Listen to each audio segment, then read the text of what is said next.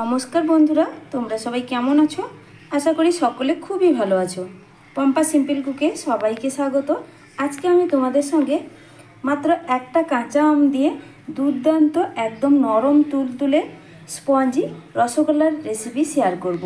তো মিষ্টি খেতে ভালোবাসে না এরকম মানুষ কিন্তু খুবই কম পাওয়া যায়। তো যদি এইভাবে কাঁচা আম দিয়ে রসগোল্লা বানিয়ে নেওয়া যায় তাহলে কিন্তু সবাই খুবই পছন্দ করবে।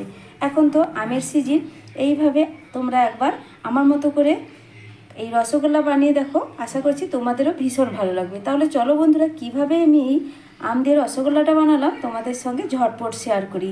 তার আগে বন্ধুদের কাছে একটাই অনুরোধ করব, ভিডিওটা তোমরা পুরোপুরি দেখো আর একটা অবশ্যই লাইক দিয়ে দেবে। তোমাদের একটা লাইক আমার নতুন ভিডিও বানাতে উৎসাহ জাগায়। তো বন্ধুরা, আজকে আমি কি বানাতে চলেছি আশা করছি তোমরা টাইটেল আর থাম্বনেল দেখে নিশ্চয়ই বুঝতে পেরেছো।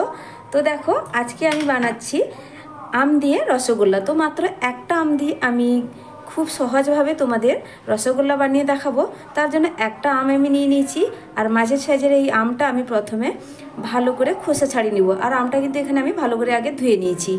তো বন্ধুরা, আমটা ভালো করে খোসা ছাড়িয়ে নেওয়ার পর দেখো এইভাবে কিন্তু একদম ছোট ছোট করে আমি কেটে নিয়েছি। তো সেটা আমি আর দেখালাম না, সবাই কিন্তু আম এইভাবে ছোট ছোট করে কেটে নিতে পারে। এবার আমটাকে আমি একটা মিক্সিং জারে দিয়ে আমটাকে একদম পেস্ট বানিয়ে আনবো। এবার আমটাকে পেস্ট করার জন্য এতে দিয়ে দিচ্ছি সামান্য একটু জল। তো ছোটো বাটির হাফ বাটি মতো হবে জলটা দিলাম। জলটা দিলে ভালোভাবে কিন্তু এটা একটা মিহি পেস্ট করা যায়। এবার ঢাকা লাগিয়ে আমি পেস্ট করে নেব। তো বন্ধুরা, আমি আমটাকে পেস্ট করে নিয়ে চলে এলাম। আর এটাকে কিন্তু একটা ছাঁকনির সাহায্যে ছেঁকে নিতে হবে, কারণ এর মধ্যে একটু ছোট ছোট দানা অংশ থেকে যায়। এবার নিয়ে নিচ্ছি একটা বড় ছাঁকনি, এতেই আমি আমের পেস্টটা দিয়ে ভালো করে ছেঁকে নেব।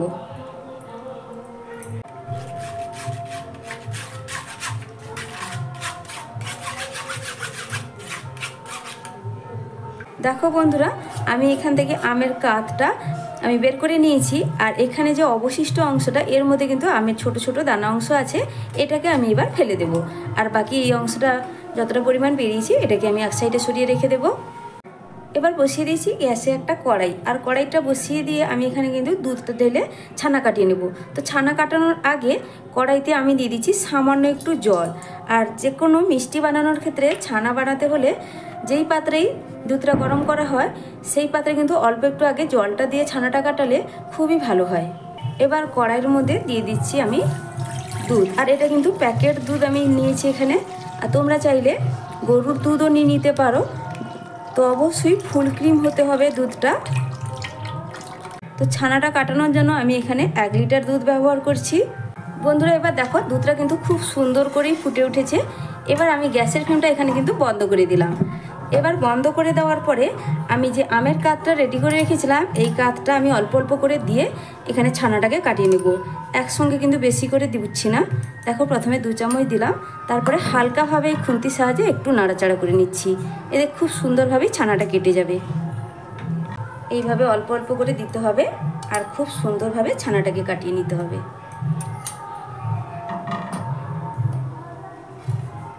দেখো বন্ধুরা, ছানাটা কিন্তু কাটতে শুরু করেছে। তো বন্ধুরা দেখো, ছানাটা খুব সুন্দর করেই কিন্তু আমার কেটে গেছে, একদম পরিষ্কার একটা জল বেরিয়ে পড়েছে। আর এখানে আমি এই চামচের মাপ ধরে 8 চামচ মতো দিয়েছি আমের কাত। তো এতেই খুব সুন্দর করেই আমার ছানাটা কাটানো হয়ে গেছে। আর এখানে আমার বেশি একটু আমের কাত লাগলো, কারণ খুব বেশি টক ছিল না আমটা, তার জন্য কিন্তু পরিমাণটা একটু বেশি লাগলো। তো তোমাদেরও আমের কাতের পরিমাণটা একটু বাড়িয়ে কমিয়ে লাগতে পারে। ছানাটা যেহেতু ভালো করেই কাটা হয়ে গেছে, এবার বেশিক্ষণ কিন্তু এই অবস্থায় রাখা যাবে না, সঙ্গে সঙ্গে এই ছানাটাকে ছেঁকে নিতে হবে। ছানাটাকে ছাঁকার জন্য এখানে নিয়েছি বড় একটা ছাঁকনি। এবার এর মধ্যেই আমি ছানাটাকে ঢেলে দিচ্ছি।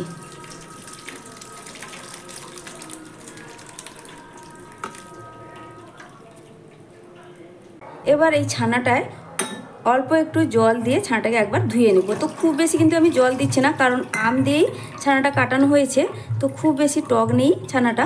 তো সেই জন্য অল্প একটু জল দিয়ে আমি ছানাটাকে ভালো করে ধুয়ে নিলাম। আর এইভাবে আমি ছানাটাকে রেখে দেবো 15 মিনিট মতো। তো এর মধ্যে কিন্তু কোনো রকম ভারী জিনিস চাপানোর দরকার নেই, আর ছানাটা অনেকটাই সফট হয়েছে। তো এই অবস্থায় আমি রেখে দিচ্ছি। 15 মিনিট হয়ে গেছে। 15 মিনিটের পর ফিরে এলাম, আর এখানে ছানাটা কিন্তু খুব ভালোভাবেই জল ঝরে গেছে। আর এখানে নিয়েছি একটা পেতলের থালা। আর এইভাবে ভারী দেখে পেতলের থালা নিয়ে ছানাটাকে ঠেসলে ছানাটা কিন্তু খুব সুন্দরভাবেই ঠেসা যায়। তো এরকম যে কোনো স্টিলের থালাও নিতে পারো, তবে একটু ভারী থালা হলে ভালো হয় বন্ধুরা। এবার ছানাটাকে ভালো করে আমি এটাকে ঠেসে নেব। আর দেখো ছানাটা কতটা সুন্দর নরম হয়েছে। আর হাতের এই তালুটা দিয়ে আমি ছানাটাকে ঠেসে নেব, এতে খুব সুন্দরভাবেই ছানাটা ঠেসা হবে। দেখো বন্ধুরা, খুব সুন্দর করে আমি ছানাটাকে ঠেসে নিচ্ছি। আর একটু সময় নিয়ে ছানাটাকে ঠেসে নিতে হবে।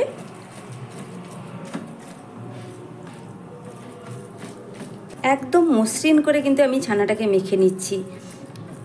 ছানাটা সুন্দর করেই মাখা হলে মিষ্টিগুলো ততটা পারফেক্ট হবে, একদম স্পঞ্জি হবে। আর আমি এখানে কিন্তু কোনো রকম ময়দা কিংবা কর্নফ্লাওয়ার ব্যবহার করছি না, শুধুমাত্র ছানা দিয়ে আজকে মিষ্টিটা বানাবো। ছানাটা এখানে খুব সুন্দর করে মাখা হয়ে গেছে। এবার ভালো করে আমি হাতটা ধুয়ে নিয়েছি। এবার এখান থেকে ছোট ছোট করে এইভাবে লেচি করে নেব, তারপর মিষ্টির আকারে আমি গড়ে নেব। তো সমান সাইজ করে আমি কয়েকটা লেচি কেটে নিচ্ছি। তো বন্ধুরা, এখানে কয়েকটা লেচি আমি কেটে নিচ্ছি। এবার এখান থেকে দেখো মিষ্টির আকারে আমি গড়ে নিচ্ছি। হাতের তালুর এই মাঝখানে রেখে এইভাবে একটু গোল শেপ দিয়ে দিচ্ছি, যেইভাবে রসগোল্লার শেপ দেওয়া হয়। দেখো বন্ধুরা, একটা মিষ্টি খুব সুন্দর করেই আমি গড়ে নিলাম। আর এই ছানাটা কিন্তু একদম নরম। আর এইভাবে আমি প্রত্যেকটা মিষ্টি গড়ে নেব। আর লক্ষ্য রাখতে হবে মিষ্টির গায়ে যেন কোনো রকম ফাটলের দাগ না থাকে। সব মিষ্টিগুলো আমি একইভাবে বানিয়ে নেব। তারপরে আমি এখানে চিনির শিরা বানাবো। চিনির শিরা বানানোর জন্য একটা মাঝারি বাটির 1 বাটি এখানে চিনি দিয়ে দিচ্ছি। আর সেই একই বাটির মাপ ধরে 2 বাটি আমি এখানে জল দিয়ে দেবো। চিনিটা ভালো করে গলে যাওয়া পর্যন্ত এবার আমি অপেক্ষা করব।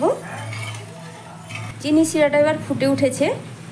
এবার আমি এখানে দিয়ে দিচ্ছি আমি যে ছানাটা কাটিয়েছিলাম যতটা পরিমাণ আমের কাত দিয়ে, আর এটা কিন্তু এক্সট্রা কাত।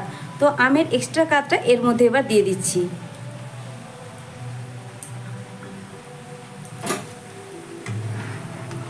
এবার ভালো করে একবার মিশিয়ে নিলাম। এবার আমি দিয়ে দিচ্ছি 2 ড্রপ মতো গ্রিন ফুড কালার। আর যেহেতু এটা কাঁচা আমের রসগোল্লা বানাচ্ছি, তো কাঁচা আমের একটু হালকা কালার না এলে ভালো লাগে না। তবে এটা কিন্তু পুরোপুরি অপশনাল, তোমরা না দিতে চাইলে স্কিপ করবে। তো আমি এখানে কিন্তু 2 ফোঁটাই দিলাম। তো এইটুকু দেওয়াতে কিন্তু কোনো রকম অসুবিধা হবে না। তবে এই সামান্য একটু ফুড কালার দিলে বন্ধুরা কালারটা কিন্তু ভীষণই সুন্দর আসবে। ফুড কালার আর আমের কাতটা দেওয়ার পর আমি 2 মিনিট মতো চিনি শিরাটাকে ভালো করে ফুটিয়ে নিয়েছি। এবার আমি একে একে বানিয়ে রাখা মিষ্টিগুলো এই শিরার মধ্যে ছেড়ে দিব। আর গ্যাসের ফ্লেমটা কিন্তু একদম এইভাবে বাড়িয়ে রাখতে হবে। ফুল ফ্লেমে মিষ্টিগুলো ফুটিয়ে সেদ্ধ করে নিতে হবে। পুরো গ্যাসের ফ্লেমটা বাড়িয়ে রেখে সব মিষ্টিগুলো কিন্তু ছেড়ে দিচ্ছি। আর এই মিষ্টিটা কিন্তু গ্যাসের ফ্লেমটা বাড়িয়ে রেখেই বানাতে হবে। তো দেখো একে একে আমি সব মিষ্টিগুলো চিনি শিরার মধ্যে দিয়ে দিচ্ছি। এইভাবে গ্যাসের ফ্লেমটা বাড়িয়ে রেখে আমি 7 মিনিট মতো মিষ্টিটাকে হতে দেব। আমার চ্যানেলে নতুন কেউ বন্ধু হয়ে থাকলে আমার রেসিপি যদি তোমাদের কাছে ভালো লেগে থাকে, তাহলে বন্ধুদের কাছে অনুরোধ করব একটা লাইক দিয়ে ভিডিওটা পুরোপুরি দেখো। আর এইভাবে সহজ সহজ রেসিপি পাওয়ার জন্য চ্যানেলটিকে সাবস্ক্রাইব করে পাশে থাকা বেল আইকনটা অবশ্যই প্রেস করে রাখবে। যখনই আমি এইভাবে নিত্য নতুন সহজ সহজ ভিডিওগুলো আপলোড করব, সবার আগে নোটিফিকেশান তোমাদের কাছে পৌঁছে যাবে। আর আমার পুরনো বন্ধুদেরকে আমি অসংখ্য অসংখ্য ধন্যবাদ জানাই, যারা আমাকে অনেকটাই ভালোবাসা দেয়, পাশে আছে, তাদেরকে আমি অনেক ধন্যবাদ জানাই। এবার আমি দেখো ঢাকা দিয়ে দিচ্ছি, হতে দেবো 7 মিনিট। 7 মিনিটের পর ফিরে আসছি। তো 7 মিনিট হয়ে গেছে। 7 মিনিটের পর ফিরে এলাম। এবার ঢাকাটা আমি সরিয়ে দিচ্ছি। দেখো বন্ধুরা, মিষ্টিগুলো কিন্তু সাইজে অনেকটাই বড় হয়েছে। এবার আমি দিয়ে দিচ্ছি দেখো 1/2 বাটির মতো গরম জল। এটা অবশ্য ফুটন্ত গরম জল। আর যতটা পরিমাণ এই 7 মিনিটে জলটা শুকিয়ে গেছে বা জলটা মিষ্টিটা টেনে নিয়েছে, সেই পরিমাণ জল কিন্তু এখানে অ্যাড করতে হবে। তো আবারও আমি 1/2 বাটি জল দিয়ে ঢাকা দিয়ে দেবো আরও 5 মিনিট মতো। আবারও 5 মিনিট পরে ঢাকাটা খুলে দেখবো। তো আবারও 5 মিনিটের পর আমি ঢাকাটা খুলে নিচ্ছি। এবার দেখো বন্ধুরা, একদমই মিষ্টি কিন্তু রেডি। আমি এবার গ্যাসের ফ্লেমটা এখানে কিন্তু বন্ধ করে দেব। খুব সুন্দরভাবে মিষ্টিগুলো হয়ে গেছে আমার। মিষ্টিগুলো হালকা একটু ঠান্ডা হলে তোমাদের আমি সার্ভ করে দেখাচ্ছি মিষ্টিগুলো কতটা পারফেক্ট হয়েছে। মিষ্টিগুলো এবার অনেকটাই ঠান্ডা হয়ে গেছে। আমি এখানে একটা বাটির মধ্যে সার্ভ করে নিয়েছি। দেখো বন্ধুরা, মিষ্টিটা কতটা পারফেক্টভাবে রেডি হয়েছে। আর খুবই নরম তুলতুলে এই মিষ্টিগুলো, আর ভীষণই টেস্টি হয়। চিনি শিরাটা করার সময় যেহেতু আমের কাতটা মেশানো হয়েছে, আমের একটা দুর্দান্ত সেন্ট আছে এর মধ্যে। সব মিষ্টিগুলো একটা বাটির মধ্যে আমি তুলে নিয়েছি। এবার দেখো বন্ধুরা, মিষ্টিগুলো দেখতে কতটা লোভনীয় লাগছে, আর দেখতেও যতটা সুন্দর, খেতে কিন্তু অসাধারণ টেস্ট। একদম নরম তুলতুলে স্পঞ্জি কাঁচা আমের রসগোল্লা আমার রেডি হয়ে গেছে। একটা মিষ্টি আমি তোমাদের তুলেও দেখাচ্ছি মিষ্টিটা কতটা পারফেক্টভাবে রেডি হয়েছে, দেখে নিশ্চয়ই বুঝতে পারছো বন্ধুরা। তো বন্ধুরা, আমার এই আজকের মিষ্টি রেসিপি তোমাদের কেমন লাগলো অবশ্যই কমেন্ট করে জানাবে, আর ভালো লাগলে লাইক শেয়ার সাবস্ক্রাইব করে দেবে। আর এইভাবে একবার মিষ্টি বানিয়ে দেখবে বন্ধুরা, ভীষণই ভালো লাগে খেতে। কাঁচা আমের একটা দুর্দান্ত ফ্লেভার আছে এই মিষ্টির মধ্যে।